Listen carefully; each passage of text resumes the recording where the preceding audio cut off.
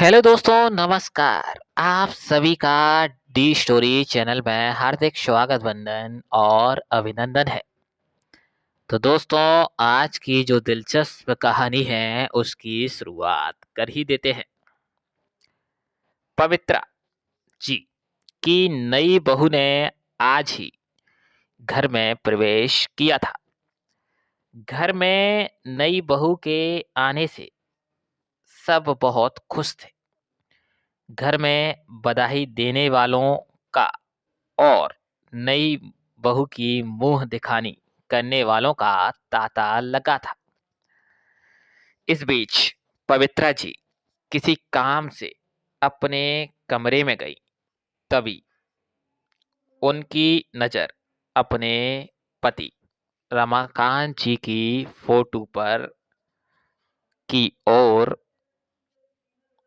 गई, जिनकी अभी 2 साल पहले मृत्यु हुई थी। पवित्रा जी जिस काम से आई थी उसे भूलकर अपने पति की फोटो के सामने खड़ी होकर एकटक उन्हें देख रही थी। उनकी आंखों से आंसू गिरने लगे। तभी उनका बेटा अमित आ गया। अमित, माँ, क्या बात है? आप रो क्यों रही हो? सब ठीक तो है? पवित्रा जी, नहीं बेटा, कोई बात नहीं। बस तेरे पापा की याद आ गई। वे आज होते तो बहुत ही कुछ और ही होती। अमित, हाँ माँ, ये बात तो है, पर आप दुखी मत हो। यह सब भगवान के हाथ में। चलो बाहर, सब आपका इंतजार कर रहे हैं। पवित्रा जी आंसू पोंछकर बाहर आकर मेहमानों की खातिरदारी में लग जाती हैं। शादी से भरे घर में सभी नई बहू को घेरे बैठे थे। 2 दिन बाद जब सब मेहमान चले गए तो पवित्रा जी ने बहू बेटे को एक जगह बिठाया और कहा, पवित्रा जी, बेटी, अब यह घर तुम्हें संभालना है। ये लो घर की चाबी। अंजना, माँ जी, ये चाबी आप मुझे क्यों दे रही हैं? यह आपका घर है और आप संभालिए। अमित, तुमने माँ जी को बताया नहीं कि शादी के बाद हम अपने नए फ्लैट में रहेंगे? पवित्रा जी, अमित, बहू यह क्या कह रही है? मैंने इतने अरमानों से तुम्हारी शादी की थी और तुम दोनों पहले ही मुझे छोड़कर जाने का प्लान बनाकर बैठे हो। यह कहकर पवित्रा जी रोने लगी। अमित, माँ, ऐसी कोई बात नहीं है। तुम तो जानती हो, अंजना नए ख्यालों की लड़की है, इसीलिए हम अलग रहना चाहते हैं। यहाँ यह एडजस्ट नहीं हो पाएगी। हम आपसे कभी कभी मिलने आया करेंगे और आप चाहो तो कुछ दिन के लिए हमारे साथ रहने आ सकती हो। यह सुनकर पवित्रा जी को बहुत बड़ा झटका लगा। उनके पति का स्वर्गवास हो चुका था। इकलौता बेटा अमित भी उन्हें छोड़कर जा रहा था। अब वे अकेले किसके सहारे रहेंगी? यही सोचकर वे रोते हुए अपने कमरे में चली गईं। 2 दिन बाद अमित और अंजना अपने नए घर में चले गए। जाते समय अमित ने माँ से कहा, अमित, माँ, मैं आपसे मिलने आता रहूंगा और पैसे भी भिजवाता रहूंगा। आप चिंता मत करो।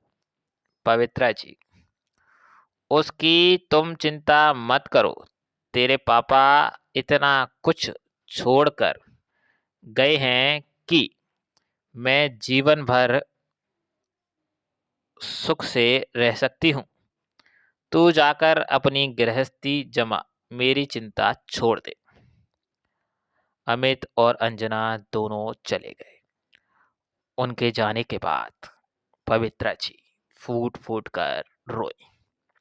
लेकिन अब कौन था जो उनको चुप कराता? इसीलिए वे रोते रोते सो गई।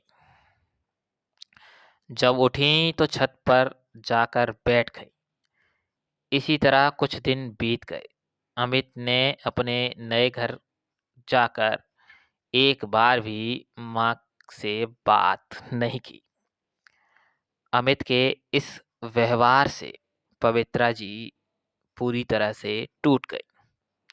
एक दिन पवित्रा जी की बचपन की सहेली उनसे मिलने आई। कविता, अरे पवित्रा, कैसे हो? अमित की शादी पर तो मैं आ ना सकी, सोचा आज जाकर बहू की मुंह दिखाई कराती हूँ। बहू कहाँ है? पवित्रा जी, कविता, वे दोनों ये घर छोड़कर चले गए हैं। बहू मेरे साथ नहीं रहना चाहती है। यह सुनकर कविता को बहुत गुस्सा आया। उसने कहा, कविता ने कहा, तू चिंता मत कर, मैं हूं ना तेरे साथ। सुन, इस घर को पेइंग गेस्ट बना देते हैं। पास ही कॉलेज है, उसके बच्चे यहाँ आकर रहेंगे। उससे तुझे इनकम भी हो जाएगी और तेरा मन भी लगा रहेगा। पवित्रा जी, लेकिन यह सब कैसे होगा? मुझे तो कुछ नहीं आता। कविता, मैं काफी दिनों से यही काम कर रही हूँ। तू चिंता मत कर, मैं सब इंतजाम कर दूंगी। कुछ ही दिन में कविता ने सारा इंतजाम कर दिया। कॉलेज के बच्चे पेइंग गेस्ट की तरह वहां रहने लगे। पवित्रा जी उनसे बात करती रहती थी, उनका अपने बच्चों की तरह ख्याल रखती। इस सब में समय कब निकल जाता था पता ही नहीं चलता था पवित्रा जी को। पवित्रा जी इस सब से इतना खुश थी कि उन्हें अब अमित और अंजना की भी याद नहीं आती थी। बच्चे भी उन्हें बहुत मानते थे।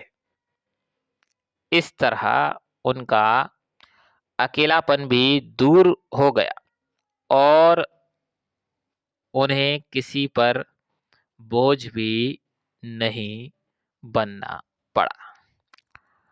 उस हेलो दोस्तों, नमस्कार। तो कैसी लगी ये माँ की वो कहानी जो हर घर की है?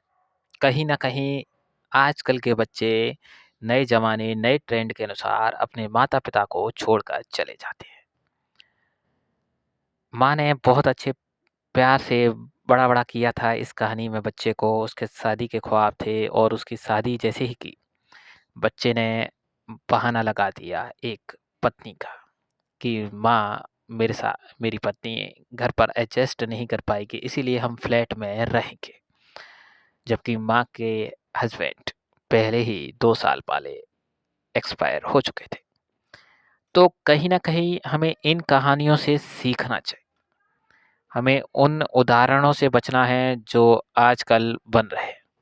हमें अपने माता-पिता का बड़ा ख़्याल रखना है। अगर पिता हैं तो उनका भी ख़्याल रखना है, माता हैं तो उनका भी ख़्याल रखना है। क्योंकि आप जिस दिन बच्चे को जन्म देंगे, उसके बाद आप बहुत कुछ सीख जाएँगे कि किस तरह से एक छोटा-सा बच्चा बड़ा होता है। वही इस कहानी का संशय था।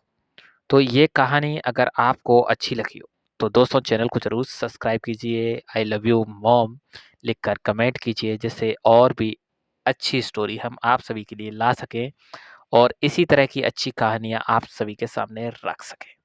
तो फिर मिलेंगे नई कहानी के साथ, एक नई मोटिवेशनल स्टोरी के साथ। जब तक के लिए चैनल को ज़रूर सब्सक्राइब करें। धन्यवाद।